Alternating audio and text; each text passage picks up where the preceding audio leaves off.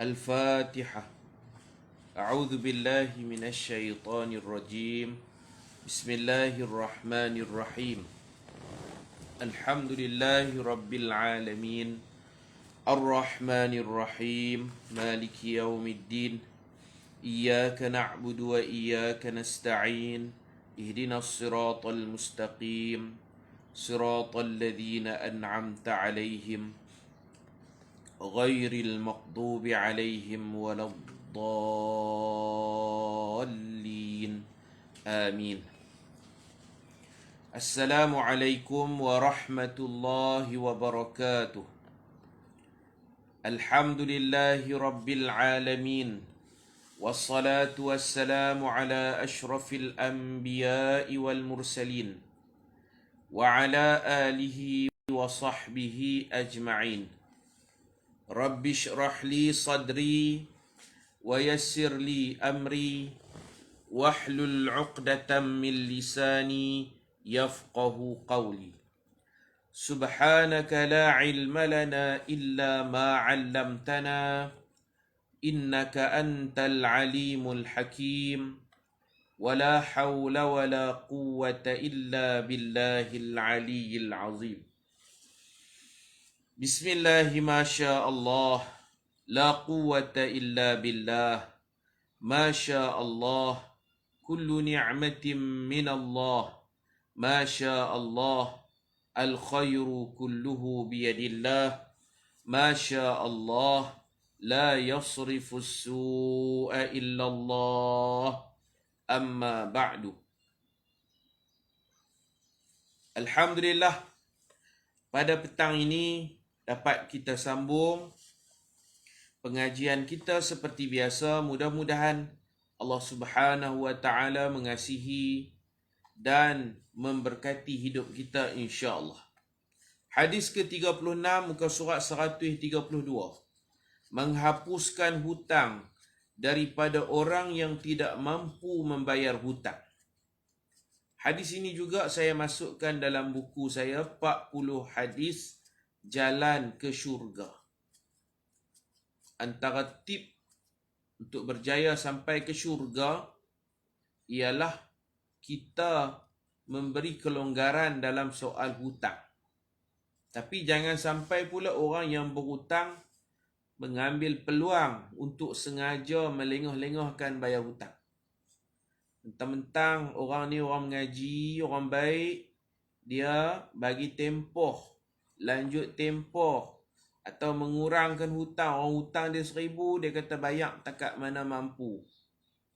Takat mana tuan boleh bayar, tuan bayar. Jangan sampai kita dengar pengajian petang ni, kita yang berhutang, kita nak bayar sikit, nak bayar lambat-lambat. Tak betul tu. Islam ni dia ajak dua-dua, bagi pihak yang berhutang sampai masa bayar, bayar. Dan sunat bayar lebih. Itu pada pihak yang berhutang. Hak bagi hutang pula, kalau orang tak boleh bayar on time, tak apalah. Kita ra'i, mungkin dia susah. Dia bayar lambat sikit pun tak apa. Kita tak strict sangat. Bank pun kalau orang tak bayar, kita contoh sebulan dia tak telefon lagi. 2 bulan lebih baru dia telefon. Dia bagi peluang. Kemudian bagi pihak kita ni, kita kata kalau hutang 1,000 tak mampu bayar 1,000 pun tak apalah, 800 pun tak apa, janji bayar. Ini bagi pihak kita. Bagi pihak orang yang berhutang, dia ada pengajian dia sendiri. Bayar ikut masa yang ditetapkan. Bayar bagi cukup. Bayar kalau boleh bagi lebih. Jadi dua-dua belah pihak ni kena mengaji. Barulah jadi hubungan tu elok. Ni dak hak hutang nak bayar sikit. Hak pemungut hutang pula mengamalkan riba, suruh bayar banyak. Tu tak betul. Tok guru saya Syekh Ahmad Fahmi Zamzam, dia buat contoh tetamu dan tuan rumah. Macam mana contoh tetamu dengan tuan rumah ni, contoh dia macam mana? Tuan rumah kena mengaji cara-cara tuan rumah. Tetamu kena mengaji adab-adab jadi tetamu. Tuan rumah, dia mengaji bab ra'i tetamu. Tetamu mai ni kalau boleh dia nak suruh makan sampai kenyang. Makanlah banyak-banyak. Tambah lagi. Tu tuan rumah. Tetamu pula, dia kena belajar jangan makan banyak-banyak. Kita orang beriman, makan apabila lapar, berhenti sebelum kenyang. Tu tetamu. Tuan rumah, dia kalau boleh duduk lagi, jangan balik lagi. Tidur sini lah macam tu tuan rumah. Kalau orang tua-tua, orang Melayu dulu, tak bagi balik kalau kita pergi petang. Kita makan nasi dulu. Makan nasi, tidur sini lah, bawa keluar bantai. Tu cara tuan rumah. Tapi lah orang jarang dah nak semawa tidur rumah ni. Tu cara pengajian, adab tuan rumah, mengikram, memuliakan tetamu. Tetamu pula, jangan mentang-mentang orang berkeluar bantai, orang tak apa, tidur sini. Tuan rumah kita tambah lagi, orang tambah suruh makan, melantak. Kan macam tu, tetamu, dia kena ingat, kita tetamu makan apabila lapar, berhenti sebelum kenyang. Tuan rumah suruh duduk lama pun, kita tetamu, pergi rumah orang, jangan duduk lama-lama. Ni terkalih. Tetamu nak tuan rumah muliakan dia, tetamu makan banyak. Yang tuan rumah pula duk pergi ceramah. Kita orang beriman, tuan rumah kata. Kita orang beriman, makan apabila lapar, berhenti sebelum kenyang. Jangan duk makan banyak-banyak. Kalau tuan rumah faham macam tu, tetamu pula faham macam ni, dia jadi bertembung. Nampak tak?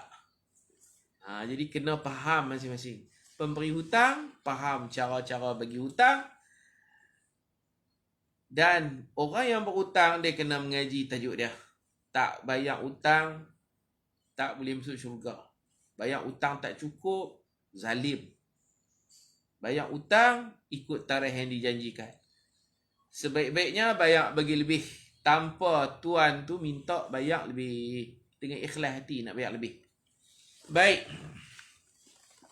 An Huzaifah radhiyallahu anhu qala سمعت رسول الله صلى الله عليه وسلم يقول إن رجلا ممن كان قبلكم أتاه الملك ليقبض روحه فقال هل عملت من خير قال ما أعلم قيل له انظر قال ما أعلم شيئا غير أني كنت أبايع الناس في الدنيا فأنظر الموسر وأتجاوز عن المعسر فأدخله الله الجنة رواه البخاري. Artinya daripada Huzaifah radhiyallahu anhu berkata, aku mendengar Rasulullah sallallahu alaihi wasallam bersabda, sesungguhnya ada seorang lelaki pada umat terdahulu, malaikat maut datang untuk mencabut nyawanya.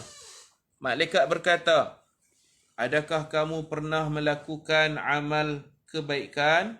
Lelaki itu menjawab, saya tidak tahu, yakni tak ingat.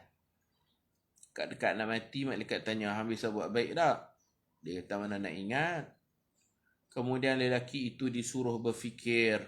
Kemudian beliau berkata, saya tidak mengetahui, tidak ingat amalan kebaikan yang pernah saya lakukan sedikit pun. Sakaratul maut ni mana nak ingat, lupa habis. Kecuali yang dia ingat satu je, kecuali saya pernah berurus niaga dengan orang lain ketika di dunia. Saya memberi tangguh kepada orang yang berhutang sekiranya dia ada kemampuan untuk membayar hutang. Ditangguh. Dia kata dia boleh bayar, lah tak ada duit lagi. Saya jual tanah ustaz, duit tu tak dapat lagi, masih dalam proses, nanti dapat saya bayar. Tak apalah, kita layan lah. Tapi janganlah lama-lama sangat. Janji tulis nak bayar tu sebelum bulan Julai. Contohnya, hutang kita sebelum bulan Julai bayar ustaz. Dalam bulan 6, bulan Jun, kita pun ambil pen tulis buat perjanjian sikit. Hutang sebanyak RM500.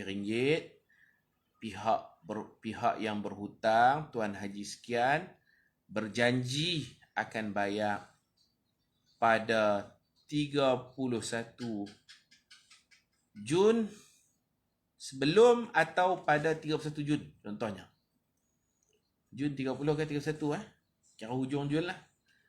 Beliau berjanji akan bayar pada 30 Jun sebelum atau pada tarikh 30 Jun. Maknanya sebelum datangnya 1 Julai.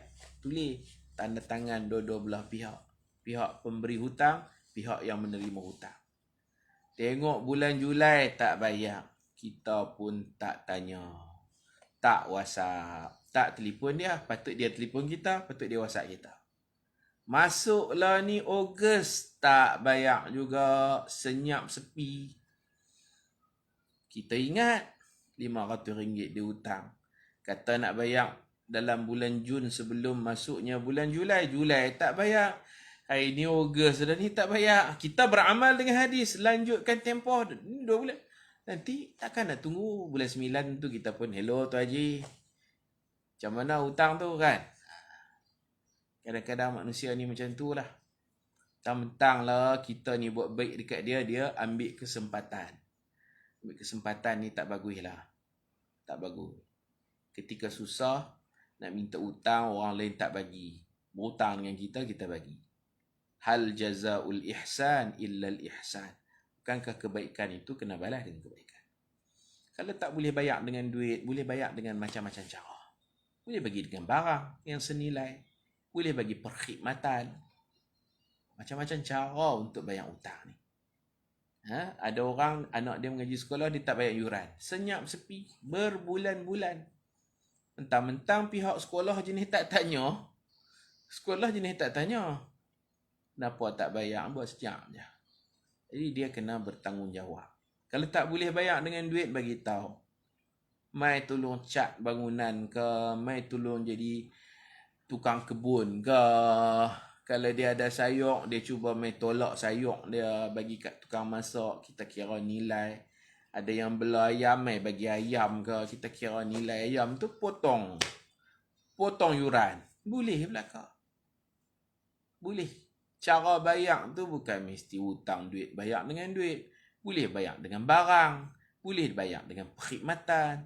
Buat cuci-cuci ke apa ke, bersih kawasan, mesin rumput ke, macam-macam cara. Ini saya bagi contoh-contoh lah. Contoh-contoh cara membayar hutang. Kita sebagai pemberi hutang, kita lanjutkan tempoh. Saya memberi tangguh kepada orang yang berhutang sekiranya dia ada kemampuan untuk membayar hutang. Dan saya akan menggugurkan hutang terhadap mereka yang tidak mampu membayar hutang. Orang hutang kita, lepas tu dia muflis, dia tak mampu bayar. Kita pun kata, tak apalah. Saya halalkan. Halalkan tu dalam istilah fiqh dipanggil ibra'uddain, yakni isqatuddain, menggugurkan hutang. Dia hutang 1,000, kita kata bayar 500 pun tak apa. Dia hutang 1,000, kita kata tak payah bayar lah, 1,000 tu saya halal. Macam tu.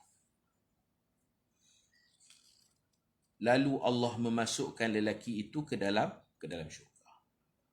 Dia hutang kita 1,000, dia tak mampu bayar.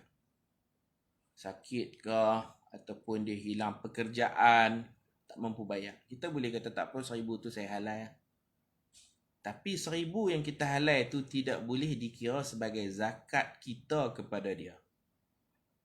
Kita kata 1,000 kamu hutang tu kamu tak mampu bayar, tak perlu bayar, saya halal, saya kira saya bayar zakat kat kamu. Tu tak betul tu. Saya bayar zakat tu tak jadi, dia jadi sumbangan biasa je. 1,000 tak payah bayar, 1,000 tu saya sedekah, saya infak, saya sedekah biasa. Kalau kata sebagai zakat, dia tak jadi zakat. Sebab zakat ni memerlukan tamlik. Ni bicara fiqh sikit. Zakat dia mesti tamlik. Tamlik tu dari kita serah, penyerahan. Hak ni duit tu memang ada kat dia dah. Dia hutang kita RM1,000 5 bulan lepas. Tak bayar sampai hari ni. Duit ada kat dia, bukan kita serah. Duit sedia ada dekat dia tu kita ibrak, kita isqat, kita gugurkan hutang. Kita kata tak payah bayar hutang, halal. Takat tu betul. Kalau sambung ayat, tak perlu bayar, halal, aku kira bayar zakat, zakat tak jadi. Dia jadi sedekah sunat biasa je. Dia tak boleh kira zakat tu. Ibra'ud dain tu isqat walaysa tamlik. Menggugurkan hutang bukan penyerahan dari kita kepada dia. Zakat dia kena tamlik. Tamlik benda-benda apa? Kita tengok ayat zakat. Innamas sadaqatu lil fuqara. Lil tu lah tamlik. Innamas sadaqat, hanya sahaja zakat, lil fuqara, daripada orang-orang yang nak bayar zakat ni, dia serah kepada fakir miskin. Dia bagi kat fakir miskin. Fuqara, lil fuqara wal masakin. Lam tu dipanggil lamut tamlik. Jadi tak boleh kira zakat. Kalau nak kira zakat macam ni, kita suruh dia bayar dulu. Hutang aku 1,000 kan, hang bayar. Macam mana nak bayar? Dia tak ada duit. Hampir hutang orang lain. Hang bayar kat aku cash 1,000. Aku ambil 1,000 tu, aku bagi balik kat hang. Aku bayar zakat. Hang bayar kat aku 1,000. Aku janji 1,000 tu, aku akan bagi balik kat hang lepas pada hang bayar. Hang bayar dulu. Aku bagi kat hang, aku kira zakat. Faham tak? Macam tu baru boleh jadi zakat. Kena ada penyerahan dari kita kepada dia. Macam tu. Baik. So, dia pergi berhutang orang lain lah. Dia tak boleh bayar, dia hutang orang lain. Bayarkan kita. Kita bagi zakat kat dia. Macam tu. Keterangan. Ataupun macam ni, dia ada dua cara. Dalam kitab Tanwirul Masalik ada dua cara. Orang ni hutang kita. Ternyata dia miskin. Kita nak bayar zakat kat dia. Cara dia macam ni. Kita suruh dia bayar hutang tu dulu kat kita. Bayar 1,000. Lepas tu kita janji kita akan bagi balik 1,000 tu dekat dia sebagai zakat. Dah dia bayar dah, dapat kat kita. Hak kita. Bagi balik kat dia ni 1,000 ni, ini zakat aku. Bagi kat dia. Dia faham? Satu cara. Cara kedua, kita sedia duit 1,000. Kita bawa duit 1,000. Kita kata kat dia ni 1,000 ni duit zakat. Aku punya zakat simpanan aku. Aku nak bagi kat hang 1,000. Kita buat syarat kat dia. Aku bagi kat hang 1,000 ni bayar zakat. Lepas hang dapat 1,000, hang bagi kat aku balik 1,000 tu bayar hutang. Faham? Aku bagi kat hang 1,000, aku bayar zakat. Lepas hang dapat 1,000 tu, hang bagi balik nak kat aku na sebagai bayar hutang. Pasal hutang hari tu hang tak bayar lagi. Dua cara. Kita bagi cash kat dia 1,000. Lepas tu dia bayar hutang kat kita 1,000. Ataupun kita suruh dia bayar hutang kat kita 1,000. Kita bagi kat dia 1,000 untuk bayar zakat. Yang tak boleh 1,000 tu ada kat dia. Dia tak mampu bayar. Kita kata tak apa. Halal lah 1,000 tu. Ayat tu betul. 1,000 yang hang hutang tu aku halalkan. Ayat tu okey. Aku kira aku bagi zakat kat hang lah. Hak tu tak dikira sebagai zakat. Dikira sebagai sedekah biasa. Sumbangan biasa sahaja. Baik. Keterangan. Jadi kita belajar petang ni, hutang orang tak mampu kita boleh lewatkan. Bank pun dia bagikan penangguhan bayar hutang. Kita boleh kurangkan kadar hutang. Kita boleh halalkan hutang. Mengikut keikhlasan dan kemampuan kita.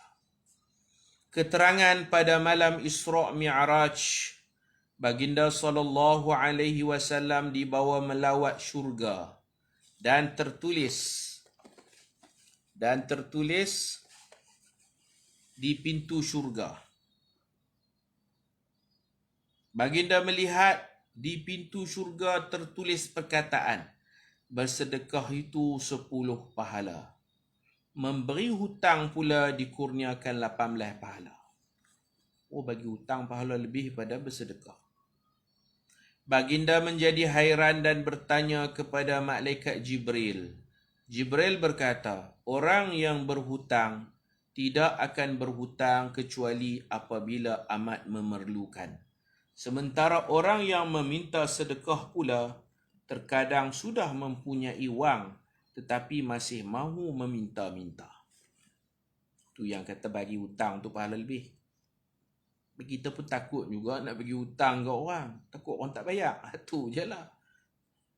Dalam keadaan kita pun memerlukan duit kan. Payahlah nak bagi hutang. Kita bagi, dia ambil kesempatan atas kebaikan pemberi hutang ni. Dia kata, ustaz ni duk tulis kitab. Lanjut tempoh lah, halal hutang. Cantik dia berhutang. Dia harapkan kita halal hutang. Aduh, jenuh macam ni.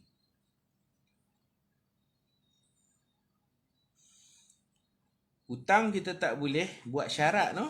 Syarat yang menguntungkan kita jadi riba. Ada kaedah fiqh, kullu qardin jarra naf'an fahuwa riba. Kita bagi hutang, kita buat syarat. Apa syarat? Kullu qardin, setiap hutang, jarra naf'an, yang menguntungkan pemberi hutang, fahuwa riba, maka ia dikira riba. Kita bagi hutang sikit, kita buat syarat suruh bayar banyak. Kita bagi hutang duit lusuh, kita buat syarat suruh dia bagi bayar nanti duit baru, duit bank. Bau bank tu, riba. Kita bagi hutang dekat dia, kita buat syarat. Syarat dia, kena tolong kita ni, kita nak meminang seorang perempuan, dia kena tolong. Dia kena ijaz. Kita bagi hutang 1,000, bayar pun 1,000, tapi kita minta dia bantu kita. Ada untungnya, ada sesuatu yang kita mau. Kita bagi hutang dengan ada sesuatu syarat yang kita ikat, yang mana syarat tu menguntungkan kita pemberi hutang, maka ia dikira riba. Walaupun bayar sama banyak. Walaupun bayar sama banyak. Orang buka kedai runcit di kampung. Ini ada dalam kitab Kifayatul Muhtadi. Ada contoh. Contoh dalam kitab Kifayatul Muhtadi. Syekh Muhammad Nur Al-Fatani, dia buat contoh. Orang buka kedai runcit di kampung. Bagi hutang. Hutang barang lah. Mai beli barang di kedai runcit, tulis dalam buku 555. Mana bagi hutang? Bagi hutang dan dia buat syarat, orang yang duk mai ambil barang di kedai dia ni, petani-petani yang tanam padi, buat bendang. Mai ambil sardin, mai ambil gula, mai ambil tepung, masuk dalam buku 555. Dan dia buat syarat, bendang padi wajib jual kat dia, tak boleh jual kat orang lain. Padi jual kat dia. Dia tokek kedai runcit, dia juga akan beli padi, musim menuai. Mereka ni terikat dengan syarat tu. Hutang bersyarat. Hak hutang tu kena bayar. Hak padi tu tak boleh jual di kilang, kena jual kat dia. Dia jadi orang tengah. Dia akan mengutip padi, dia yang pergi jual di kilang. Jadi dia akan bayar murah. Kalau jual direct ke kilang, mahal. Nak potong padi, kena guna mesin padi dia. Tak boleh guna mesin padi orang lain. Padahal mesin padi dia mahal pada mesin padi orang lain. Jadi orang pun dah duk makan jasa dia. Barang-barang boleh ambil. Nanti ada duit bayar. Dah termakan jasa dan dia buat syarat. Musim kerak padi, mesin padi aku. Kalau tidak, lepas ni aku tak bagi dah, hampa berhutang. Itu syarat tu. Memang bayar hutang sama je. Hutang kata 2,000. Bayar 2,000 juga. Tak ada lebih, tak ada apa. Tapi dia buat syarat. Mesin padi, ambil daripada dia. Lori dia. Kalau lori orang lain, dia mengamuk. Menyebai dia. Dah berhutang aku ambil lori orang lain. Berhutang aku ambil mesin padi orang lain. Nampak?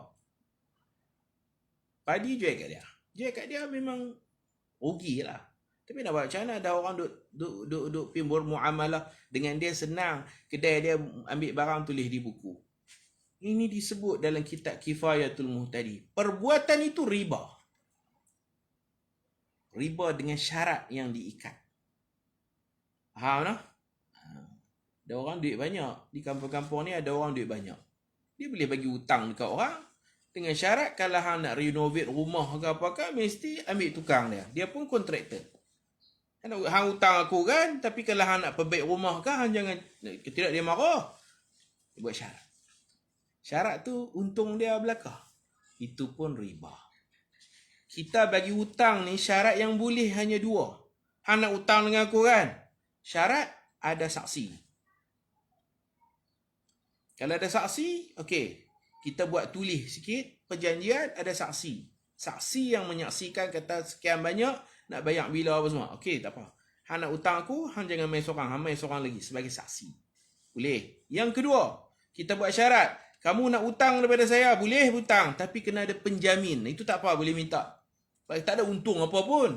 Kita tak untung apa, yang tu untuk mengukuhkan perjanjian. Nak bagi kemah. Ada saksi, ada penjamin. 3. Yang ketiga pun boleh juga. Nak berhutang boleh, gadai dulu. Nak hutang 1,000, tu gadai. Gadai jam ke, gadai barang kemas ke. Bukan kita nak ambil manfaat apa daripada barang kemas itu, kita jaga. Kita tak pakai pun. Yang tu wathiqatan lid-duyun, sebagai nak bagi kemah. Perjanjian tu kemah. Letak gadaian, cagaran. Hutang ada penjamin. Hutang ada saksi. Yang tu tidak ada apa-apa untung bagi kita. Sekadar nak bagi perjanjian tu lebih mantap, lebih kemah. Tu tak apa. Syarat-syarat lain tak boleh. Kullu qardin jarra naf'an fahuwa riba. Setiap hutang untuk tarik untung kepada pemberi hutang, maka itulah riba. Baik. Apabila sudah sampai kepada tarikh bayaran, petang ni saya tak nampak komen, tuan-tuan, minta maaf kalau ada soalan-soalan saya tak dapat jawab. Saya tak, handphone saya petang ni dia jadi masalah, tak boleh nampak sebarang komen. Apabila sudah sampai kepada tarikh bayaran, tiba-tiba orang yang berhutang masih tidak mampu membayar pada tarikh itu, maka hendaklah ni sunat lah, bukan wajib. Maka hendaklah sunat kita melanjutkan lagi tempoh bayaran sehingga ke suatu masa yang dia akan mampu membayarnya. Jika dia masih tidak mampu membayarnya walaupun sudah dilanjutkan tempoh bayaran, maka disunatkan kepada pemberi hutang untuk menghapuskan sahaja hutang itu atas dasar belas kasihan dan simpati kepada orang yang berhutang itu. Dalam keadaan ini, pemberi hutang yang pemurah akan mendapat 38 pahala. Kita kira 38 ni macam mana? Iaitu 18 pahala memberi hutang. Ditambah lagi dengan 10 pahala melanjutkan tempoh bayaran. Dan 10 pahala sedekah kerana menggugurkan hutang. Allah berfirman di dalam surah Al-Baqarah ayat 280. A'udzu billahi minasyaitonir rajim. Wa in kana dhu usratin fanaziratun ila maisarah wa an tasaddaqu khairul lakum in kuntum ta'lamun. Maksudnya, dan jika orang yang berhutang itu sedang mengalami kesempitan hidup, maka berilah tempoh sehingga lapang hidupnya. Dan bahawa kamu sedekahkan hutang itu kepadanya, menggugurkan hutang.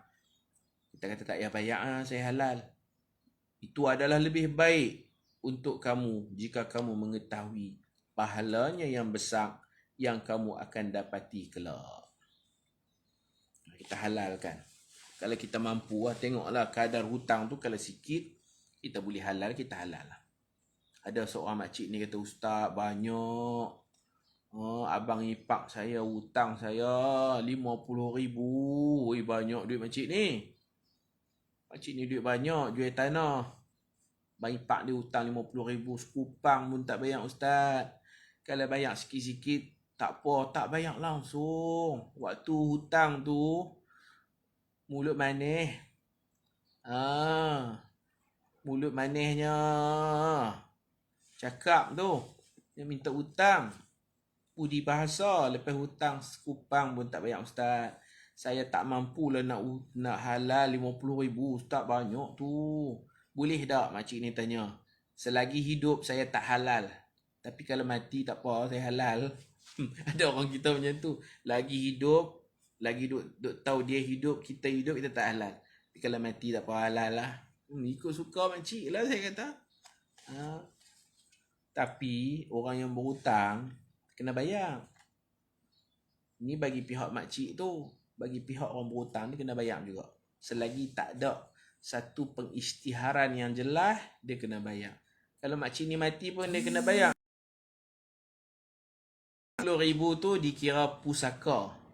Kena bayar untuk difaraidkan kepada waris-waris peninggalan si mati. Yang mana ketika hidup orang tak bayar hutang dekat dia, lepas dia mati ni pun kena bayar dekat pewaris-pewaris dia untuk difaraidkan. Bukan makna dia mati tak bayar-bayar, selesai dia mati lah. Dia mati bayar dekat pewaris dia, bayar dekat anak-anak dia. Dia akan pecahkan duit hutang tu sebagai faraid. Baik, hadis ke-37. Kita baca terjemahan hadis ni. Doa bayi berbeza dengan doa ibunya. Artinya daripada Abu Hurairah radhiyallahu anhu, daripada Nabi SAW bersabda, ketika seorang perempuan dari kalangan Bani Israel sedang menyusukan bayi lelakinya, tiba-tiba lalu di hadapannya seorang lelaki berpakaian kemas yang menunggang kenderaan mewah. Lalu ibu itu berdoa yang bermaksud, Ya Allah, jadikan anakku sepertinya. Mendengar doa bayi itu, mendengar doa ibu itu, bayi itu terus berhenti dari menghisap susu serta-merta. Dia memandang ke arah lelaki tersebut sambil berdoa. Budak kecil baru duk hisap susu, kecil. Dia tengok orang tu, dia pun berdoa, Ya Allah, budak ni doa, jangan jadikan aku sepertinya. Kemudian dia kembali menghisap susu ibunya. Nak cerita kata budak kecil boleh bercakap dengan izin Allah. Kan Nabi Isa saja boleh cakap. Budak-budak kecil yang boleh cakap ni ramai. Anak Masyitah, ketika Masyitah nak dilempak ke dalam api, dia duduk dukung anak dia. Tiba-tiba anak dia cakap, Isbiri ya ummah, sabarlah wahai ummah. Ummah ni mak lah, mama. Fa inna laki al-jannah, syurga milikmu wahai ibu. Sabarlah. Maka dia dengan anak dia dilempak ke dalam api. Nabi Isa ketika kecil, orang fitnah mak dia, dia boleh cakap bela mak dia. Yukallimun nasa fil mahdi wa kahla. Boleh apa? Boleh cakap waktu kecil-kecil, baby. Kisah Nabi Yusuf. Nabi Yusuf difitnah, terkoyak baju kan. Baju dia terkoyak belakang. In kana qudda min qubulin fakadzabat wa huwa minas sadiqin. Tu siapa cakap tu? Budak kecil duduk bilik sebelah. Bila Nabi Yusuf ni baju terkoyak belakang, siapa yang jahat? Nabi Yusuf ke perempuan tu? Perempuan tu kata Yusuf jahat nak perkosa dia. Nabi Yusuf kata, tak, perempuan ni yang tergila-gilakan daku. Hiya rawadatni an nafsi. Dia goda saya tak mau kat dia. Dia ligan saya, dia tarik baju saya sampai terkoyak baju saya. Terkoyak belakang, belah belakang terkoyak. Tak tahu siapa betul, siapa salah. Suami dah balik. Perempuan tu kata kat suami, Yusuf jahat. Yusuf kata, tak, bini hang jahat.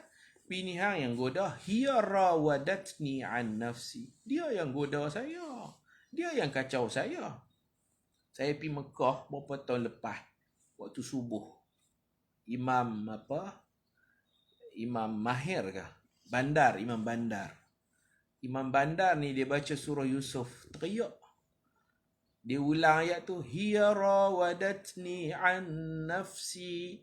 Dia yang goda saya. Dia baca tentu dengan nada dia. Dia teriak, saya pun sebab. Nabi Yusuf ni mangsa keadaan. Hiya rawadatni. Dia yang goda saya. Takkan saya pula jadi salah. Dia persalahkan Nabi Yusuf. Padahal hiya rawadatni. Dia yang teringin kat saya. Dia bernafsu kat saya. Dia kacau saya. Dia ligan saya. Dia nak peluk saya. Saya tak mau.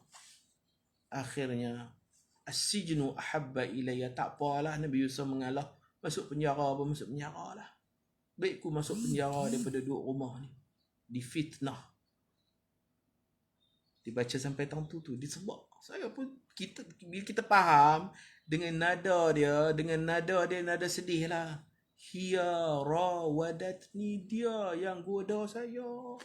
Dia ubah kata saya, tergila-gilakan dia. Faham tak? Bila jadi tegang macam tu, perempuan ni kata dia betul. Nabi Yusuf kata tak, perempuan ni menipu. Wa syahida syahidun min ahliha. Quran kata, ada seorang jadi saksi. Siapa saksi ni? Sabi, budak kecil. Dia duduk bilik sebelah. Dia duduk lanan ndui tak? Buayan. Budak ni kecil lagi, baby lelaki. Duduk bilik sebelah. Duduk dalam ndui. Wa syahida syahidun. Dia kata aku jadi saksi. Dia duduk landui tu, dia pun tak masuk bilik ni. Dia kata mudah aja tuan-tuan dan puan-puan. Tengok baju Abang Yusuf. Terkoyak depan ke terkoyak belakang?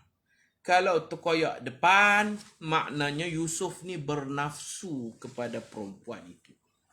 Perempuan itu dikatakan nama Zulaikha, itu tak disebut dalam hadis tu saya guna perempuan itu.